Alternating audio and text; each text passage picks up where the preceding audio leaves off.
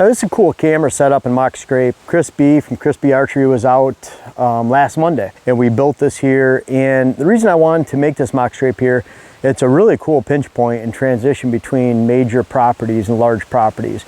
We have ag field right here, and if you can see behind me, there's a really good drop in elevation there. In fact, past that telephone pole in the distance, it drops straight down.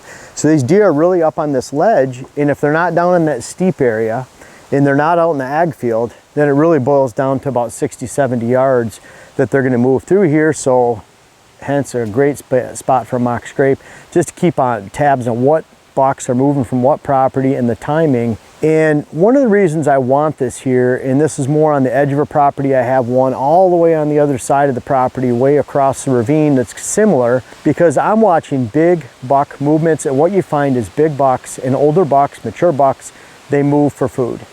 They go find the food. And so if you have an area that has good food, it's there for October, add a little bit of hunting pressure, and it's nothing for those bucks to just disappear.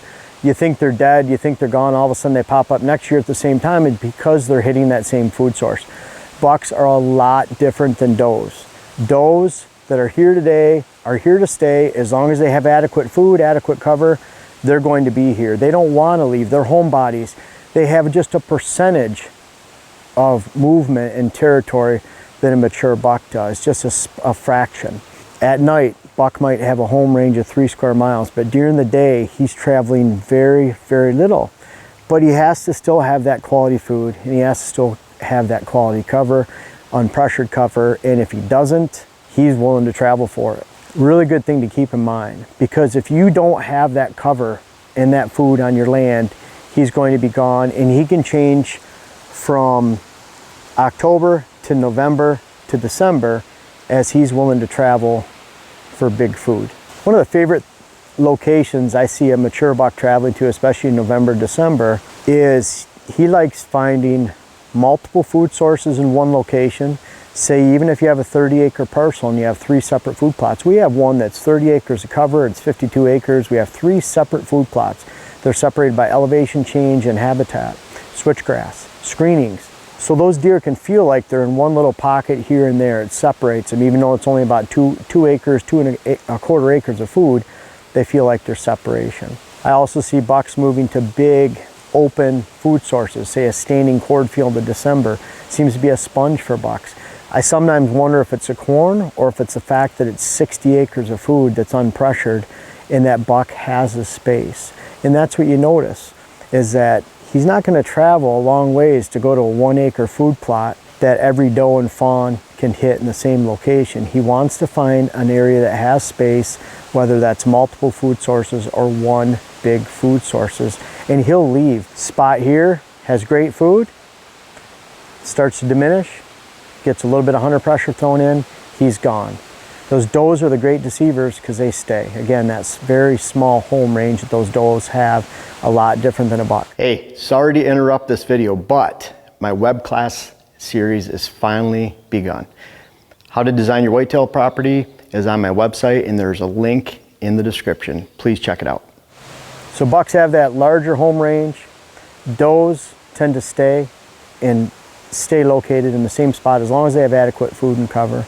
That buck will seek a location that has high quality food, multiple food sources, big food source. And finally, something to always keep in mind about mature bucks and where they travel to is adequate and pressure free, at least in the eyes of a buck, trumps high quality and huge any day and over pressured. So if you have just adequate food source, you have a little separation, you have the same thing planted in each of your food sources so that you don't have one working for you at the time. That's just one food source then. If you have 3 food sources, you have the same mixes in, it spreads out the activity, including does, young bucks, and mature bucks. They each have their space. But again, if you can find unpressured, quality food sources, just adequate meaning that they last through December, then that's how we shoot a lot of our mature bucks every year. That's how we shot 4 real nice mature bucks last year, 4 to 6 years old on the one property that's only 30 acres of cover, because we have the same food sources planted in 3 different plots. They have that separation. And always remember that those mature bucks are not afraid to travel. And what I find is their typical average travel range is about a mile. They're just going across to the neighbors a quarter mile away, 300 yards away. They typically don't locate just that close over in that area because there's still that same pressured amount of cover, holding cover, type of cover, and that's not that far away for them to travel. Look for them to travel about a mile. That explains a lot of times why you wonder where those bucks have gone. Even mid-season, they show up late season. They might have gone over to a food source. They enjoyed that food source. They get pressured, they move back. And folks, that's why a lot of bucks don't get to an older age, because they'll look for that quality food source. And you see that during the summertime too. They have that favorite area. We had two really nice mature bucks. One we haven't named. He's a big, giant, heavy 8-point. The other one's Kermit. You can see he's just grown into a monster, but the two of them were traveling together. You see that a lot of mature bucks are together during the summertime because they're hitting the same quality food source with the same quality, high airflow cover, and they're willing to stay until they get bumped out. I always even notice on a scrape like this, mock scrape, all of a sudden get a mature buck by there during the summertime just randomly. And that's kind of what we're looking for right now. The cameras are spread out a great distance, but we're looking for those random movements to tell us when they do come through an area, this is where they travel, but also to tell us that they're there in the first place. And it's amazing how they'll all of a sudden leave, and then we hear the neighbor had some four-wheelers on it or some trespassers or something. All of a sudden we're seeing those bucks for a day or two. It's crazy how far they will move and relocate. During the summer, they might relocate for a few days. During the hunting season, they could relocate for a month or more. And if they don't have that food source, they're not coming back. We had a giant rub down in that telephone pole right behind me. That's just a thin deer trail that goes along that ledge, comes back here. We have this one that comes right through here. They meet right back there. Dylan and I already scouted out a real nice looking oak back there that we can put our tree stand on, access from around the backside, blow our scent off this cliff, and it's going to be a really cool setup.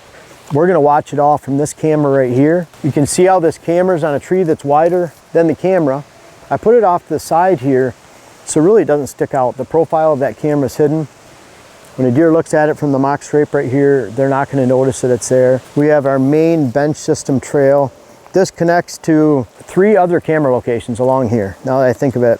So we have 4 camera locations right here. They stretch for about a half mile. But we're gonna find those mature buck movements, and you can bet they'll move a long distance. We're just finishing planting our food plot up here. We have a new 2-acre food plot. We've got it all ready to go now. We're hoping to keep them in the area with that fall food, and hopefully we'll have that food, even if it's just adequate. It'll be waiting for him in December, unpressured, for him to come back, even if he moves and relocates for a little while. Hope that explains why some of those big bucks are gone for a long time.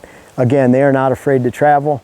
They don't just turn nocturnal. Typically, they're going to an unpressured food source somewhere. That's where they're living. My hope is that you own that unpressured food source, that you're managing your pressure around your high quality food plots. And if you are, boy, I've experienced for over 30 years that great things happen. And I hope those things happen, those great things happen for you this fall.